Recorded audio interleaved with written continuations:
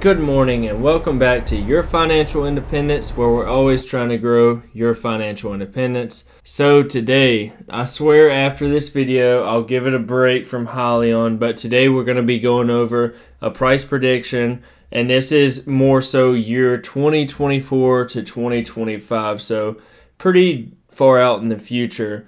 But before we do that, I just want to go over and do an overview of the portfolio to show y'all how we're doing. So in the Robinhood portfolio, we're currently at $41,017. It was going up a little bit more. I just checked it right before this video. But we're about $2,400 up for the day, which is nice, especially with the sell-off that we've endured over the past 3 months. So this is a well-deserved day almost. You know, these growth stocks are getting to valuations right now that are kind of silly if you're looking in years like 2025 or so. And Hyliion's just about leading the portfolio. I think Palantir, well no, it was TTCF, Tattooed Chef, is actually leading the portfolio today. I think they were up about 6.3% the last time I checked. But we have Hyliion right here up 5.7%. We're getting pretty close to that $9.50 price target. Had to show off my Palantir too. We're up 5% today. I love Palantir for basically just to have in your portfolio for a very long term. Like, this is like a decade worth of growth. So now to get into the video of why you clicked on this, which is a Hyliion price prediction. Real fast, make sure you subscribe, like, comment. Without further ado, now let's get into it. Got to throw that in there.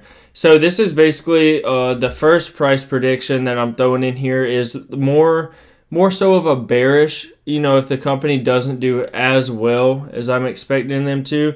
And then one is basically like if the company runs on all cylinders, they execute just basically how they have been already. I feel like they've been doing a pretty phenomenal job as far as their management team and how they've been executing. So I do want my viewers to know that this is more so a conservative. I would rather stick to the conservative side than like super bullish.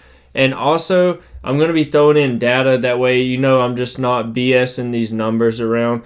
But first, we're going to start off with the bear case scenario, or if the company doesn't do as well as I'm expecting. And once again, this is year 2024 to 2025. So far, pretty decently far in the future. So we have 276,000 trucks sold in 2019, and basically if you see here on the top line to the far right, you have Class 8, the 192, and this is numbers in thousands, so 192,000. This is in year 2020, but you also got to think about, like, we had the pandemic around this time. If you look at basically any of the other, like if you look at 2018 and 2019, like trucks were ramping up. And I feel like the big reason why they didn't ramp up that year is because companies were trying to save money, So even with investing at that time, imagine owning a business and not knowing the future of how much the economy was going to be shut down or our trucks going to be able to run. So I feel like that trucks did start to slow down. Like, these companies didn't want to buy trucks because they were trying to preserve their cash balance on their balance sheets. So I did take the number from the previous year, so 2019, which is 276,000 trucks. So a 10% market share. And this is just in the United States. This is not overseas. This is solely in the United States. So a 10% market share would mean 27,000 Hypertruck ERX is being sold.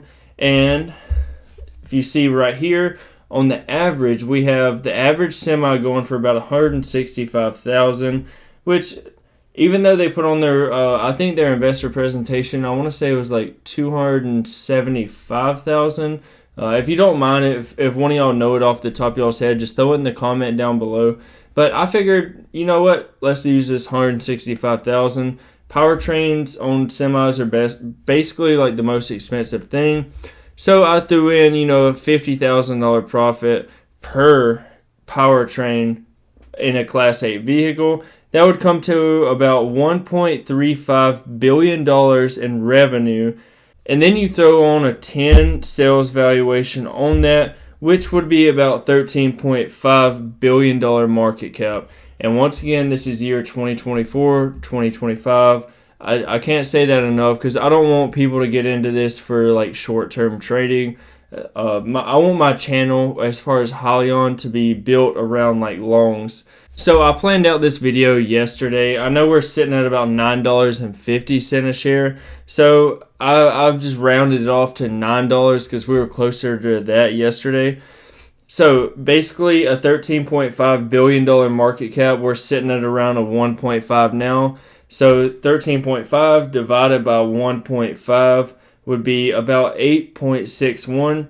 So you take the $9 per share and then you times that by 8.61, which would be the multiple for getting the market cap to the 13.5 billion, would be 77.49, basically $77.50 a share. And this is on the bear case scenario. Just so that's like what, a 7, or well, no, that's a 8.61x because you go by market cap. So that's a very good, and this is more so the bear case. So now we're going to go over the bullish case. If the management team, basically if they've been executing like how they are now, like keeping their word, when they were becoming public, they haven't really missed out on execution. If anything, they've done more than what they promised us investors from the get-go. So starting from the top again, we have 276,000 semis being sold in the U.S., not any other country, just in the U.S. So let's say instead of a 10% market share, let's say they have a 25% market share. This is going to be 55,200 Hypertruck ERXs being sold. And then we couple that together with a $50,000 profit, would be about $2.76 billion of revenue for year 2024, 2025, somewhere in that area, ways in the future when they ramp up production. And then you throw a 10 sales valuation on that, would be about $27.6 billion market cap. And then basically, once again, $27.6 billion divided by the current market cap, which is around $1.5 billion, would be 18.4. And once again, I got all this content from yesterday's share price, so we're going to do $9 per share times 18.4, which would be the multiple to get us back to 27.6 billion with the share price, would mean $165.60 per share. I don't know about y'all, but in 4 years that seems doable to me as far as how much growth is expected with this company. And think about like Amazon, for instance, is people ordering on Amazon and stuff, you think that's going to slow down in the next 4 years or dramatically go higher? Like, and you got to think another company I'm invested in, Chewy. Like, do you think basically e-commerce in entirety, do you think that's going to slow down or go higher in the future? And then you have all these other goods like Walmart. I mean, the trucking companies is what makes America run. If you really think about it, you don't have railroad systems connecting, the post office to Walmart to, O'Reilly's down the road. You don't have that. You have semi-trucks that get goods across the country to every single store that we go to. Even if you think about gas to put in our car, so this whole country runs off of semi-trucks being able to deliver goods to consumers. And couple all of this, headwind that we're going to get from all this e-commerce growth, and then couple that with the tax incentives that we're going to have with Joe Biden being president and him, really pushing hard for wanting to make America super clean and stuff like that.